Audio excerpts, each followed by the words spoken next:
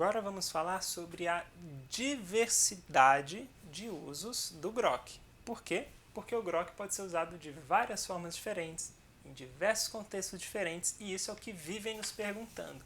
Dá para usar no trabalho? Sim. Dá para usar na escola? Sim. Dá para usar com pessoas doentes?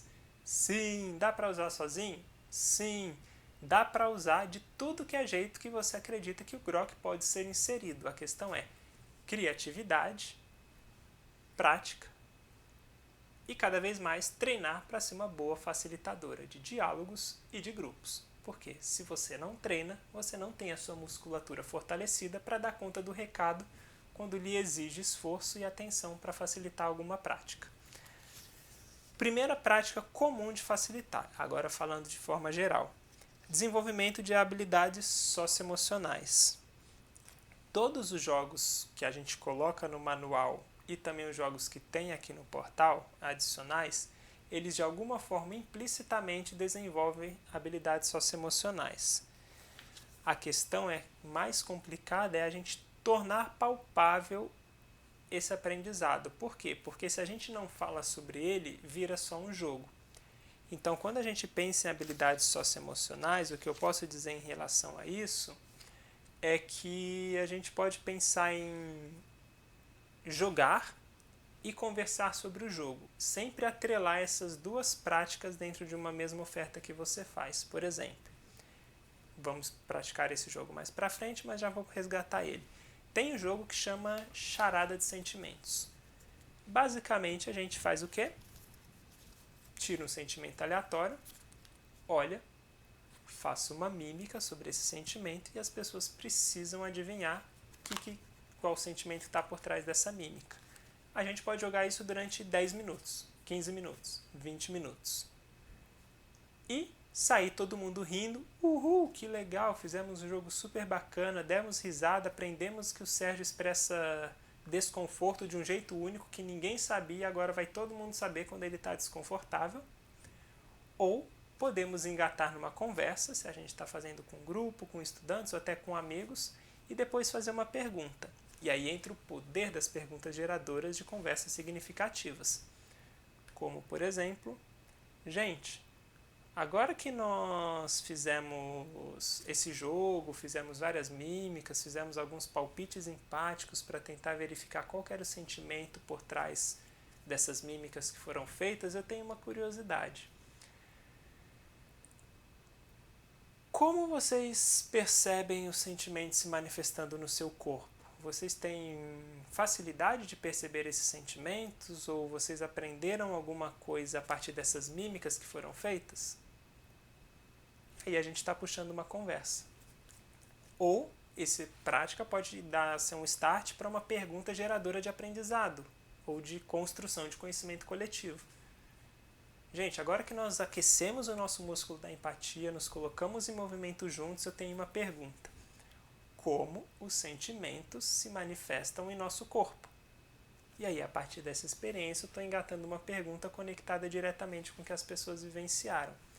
E aí, quando a gente começa a fazer perguntas significativas, a gente está conseguindo resgatar esse aprendizado e o desenvolvimento de habilidades socioemocionais para que seja conversado de forma consciente. Então, o grande desafio de um bom facilitador, de uma boa facilitadora, é saber desenhar uma atividade e fazer as perguntas geradoras certas no momento certo. Apesar de a gente nunca saber qual é o melhor certo, a gente pode sempre se preparar para tentar oferecer alguma experiência bacana. Então, estudar antes o jogo, compreender as possibilidades do jogo e desenvolver as perguntas previamente é uma boa forma de você se preparar para as suas facilitações. Segunda possibilidade muito comum, mediando um conflito. Vou falar mais para frente com aprofundamento sobre isso, mas basicamente existem as cartas de necessidades e a gente pode sentar para conversar com duas pessoas ou mais que estão no conflito e a gente entregar ou um baralho inteiro para cada uma, que eu não sugiro fazer porque é muita informação, mas às vezes dividir entre as pessoas. Ou colocar, vamos deixar para a próxima etapa. Ou dividir entre as pessoas, mas a questão é, a gente pode trazer o Grok para o centro, para mediar um conflito, para a gente colocar as palavras, ou seja, necessidades e sentimentos que são comuns juntas, comuns a todo mundo, e as que são perspectivas individuais que só cada um está vivendo, colocar separado. Isso ajuda a entender visualmente o que é comum a todos e conversarmos melhor no conflito durante o conflito sobre isso. É sempre interessante alguém que entenda de mediação minimamente facilitar. Não precisa ter um curso, mas é importante que você se capacite e estude para isso, até porque mediar uma conversa difícil não é a coisa mais simples do planeta. Atendimentos individuais e em grupo. Como eu falei, é possível usar em diversos atendimentos. Em grupo, perguntas geradoras são super bacanas para geração de aprendizado. E se você começar a buscar metodologias de geração de conversas significativas, como arte de anfitriar, pode ser uma boa alternativa para te ajudar. Eu posso compartilhar vou deixar alguns links aqui no vídeo para te apoiar, abaixo do vídeo. Podemos também espalhar as cartas todas sobre a mesa, viradas para cima, para que as pessoas possam juntas olhar quando a gente está falando de um grupo, ou até mesmo num conflito. Então todo mundo pode olhar todas as cartas juntas, viradas para cima. Jogando com crianças e adolescentes. Isso é uma coisa que super dá para fazer. E aí a minha sugestão, de novo, é que você se prepare para facilitar as coisas com crianças e adolescentes. E aí tem algumas dicas que a gente traz no manual que eu vou comentando cada uma. É possível jogar Grok com pessoas de qualquer idade, desde que tenha um mínimo de alfabetização. Ou seja, a gente entende que é importante as pessoas saberem minimamente ler, nem que seja ler bem devagarinho, ou a gente pode ajudar as crianças ensinando-as a ler a partir das palavrinhas que tem aqui, coisa que eu já fiz também com algumas crianças. E para melhor aproveitar a experiência, é importante que um adulto acompanhe e ou facilite o jogo, dependendo da forma de jogar. Então não é sobre tutorar o jogo para as crianças. Às vezes você pode dar o baralho na mão das crianças e falar para elas jogarem charada de sentimentos. Elas mesmas escolhem as cartas, elas mesmas se organizam e você só fica de fora prestando atenção e vendo se precisa de dar um apoio. Muitas vezes o maior apoio é não fazer nada e trazer a segurança para as pessoas que jogam. Esse é um dos grandes segredos da facilitação, a arte de ser invisível. Outro, seja feita uma seleção prévia de uma quantidade menor de cartas, conforme o vocabulário de quem joga. Então, eu já joguei, facilitei diversas atividades com crianças de 8 a 10 anos. Eu não vou dar um calhamaço de 75 cartas para elas brincarem. Por quê? Porque eu preparo a facilitação primeiro. Então, se eu quero falar sobre sentimentos, e meu foco não é inundá-las com um monte de sentimentos, talvez eu separe os sentimentos mais básicos, 10 sentimentos para começar a jogar. Ou eu separo em 3 montinhos de sentimentos e eu coloco, gente, vamos começar agora a fase 1. Sentimentos mais comuns, pode dizer. Estão preparadas? E aí a gente brinca e joga com esses sentimentos.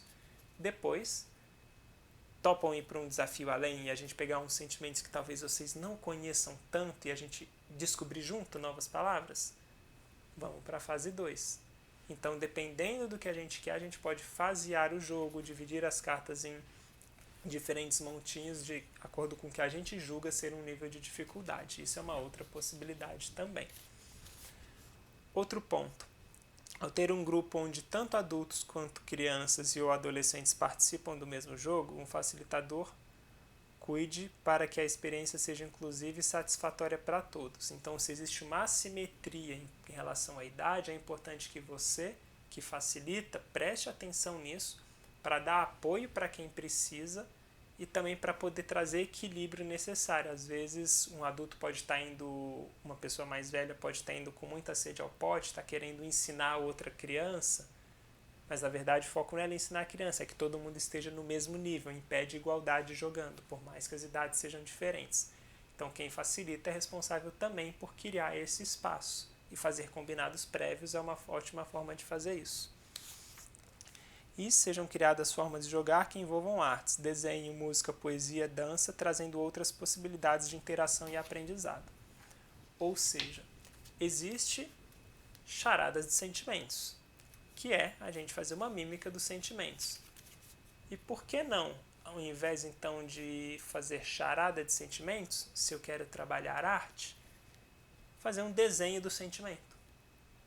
E aí as crianças ou adolescentes vão ter que fazer desenhos. Ou pedir para as crianças se juntarem em 3 e fazerem um desenho colaborativo. Cada uma tem um sentimento, ou cada uma tem uma necessidade, e elas juntas vão ter que fazer um recorte de jornal ou fazer um desenho que expresse esses 3 sentimentos ao mesmo tempo. E depois a turma toda vai precisar adivinhar pelo menos um dos sentimentos que está sendo expressado naquele desenho coletivo, ou naquela colagem coletiva.